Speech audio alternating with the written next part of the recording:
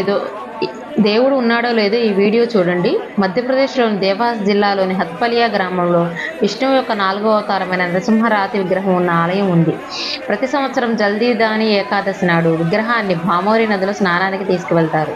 పండితులు పూజ చేసిన తర్వాత ఈ 7.5 కిలోల రాతి విగ్రహాన్ని నీటిలోకి దింపారు.